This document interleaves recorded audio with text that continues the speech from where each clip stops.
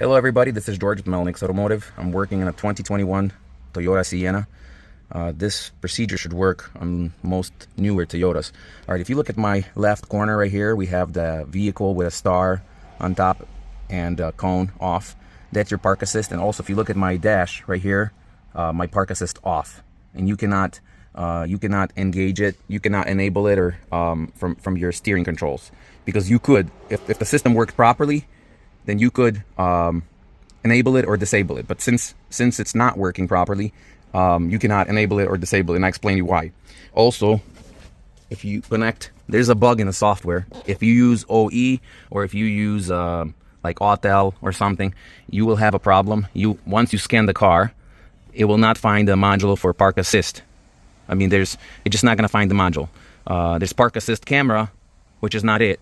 But for park assist sensors, there's no module. It's not gonna find it, even though there is a module, and this car is equipped with the module, and the module is located right behind the glove box. You pull the glove box out, and there's a little green module that's responsible for the sensors. I'll tell you what happened with this car. So these are brand new sensors. There's 4 of them. There's 1, there's 2, 3, and 4. So there's a total of 4 sensors, and this car has been in an accident. So the front harness and 4 sensors have been replaced, and when you start the car, the sensors do not work. So this is how you fix it, especially if you have an aftermarket scan tool like this. So what you're gonna do, you're gonna have to get out and manually enter the vehicle, and I'm gonna have to get out from the features completely. Toyota, because if you automatically connect to it, there's a bug in the software, and even if you use OE software, it'll still not find you'll not find that module. So you manual selection, and what you're gonna do, you're gonna go and select a year older. Like we'll use 2020 Toyota Sienna.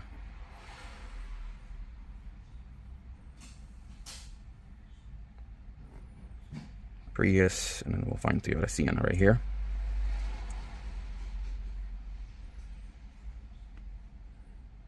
We'll try HEV.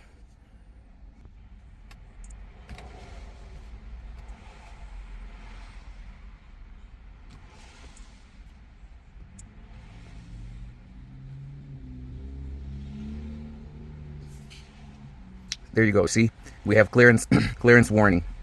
So we're gonna go into a clearance warning, and if we can click on trouble codes, there's no trouble codes detected. Special functions.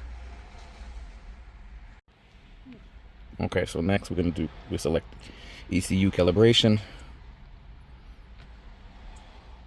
You want to make sure your vehicle's on level surface.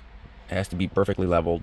Or if you don't have perfectly leveled scenario, it needs to be as close to perfect as possible. And these are the modules that you can get into Calibrate. So what we're doing, we just replaced front bumper sensors. We're gonna select that. Oops, I just hit. I apologize about that. I was gonna hit next. See, it says the ignition switch on, vehicle should be stopped, and steering wheel should be centered. So make sure your steering wheel is centered, and mine is. I'll go next, and then it will require you to put the specs of the sensors, how many degrees. So just so you know, on Toyotas, the middle sensors usually at 3 degrees, and the corner sensors at 4 degrees on Toyota Siennas. So I already checked, so I know we have a tool. You can get a tool. If I have time, I'll put description where you can get a little tool to measure how many degrees each sensor is. So left front center is 3 degrees.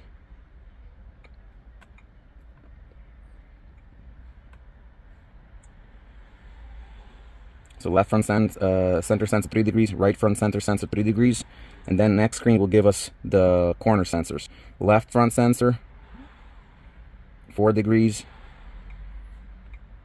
and 4. And this is just a confirmation. So we have center 3, left corner 4, right corner 4, right. Anytime you replace a sensor, used or new, you'll have to calibrate it. So it says ECU calibration is completed. So check out what happened on my dash. My ignition is on, but as you can see, there's no more crash logo or the light. That was a little vehicle with a star and a cone, and there's no more warning light on. I do have a check engine light, but That's another issue that I have to deal with. But as you can see, the parking off came on and went off. And watch this. I'm gonna pull up to the car and you'll see the sensors working. So let me pull up to another car that's right in front of us, and watch, it's gonna start. See that? It's working now. Check engine is a different issue, and I'll post a video about that. When the vehicle was forked, because at auction they always handle these vehicles with a fork. What they did with the forks, they broke EVAP sensor. It's a EVAP per solenoid. So I already know about it. I'll make an extra video about that one so you guys could see if that causes a light, causes that kind of light, what it is, what the codes are. Once again, thanks for watching. This was George from Lexus Automotive.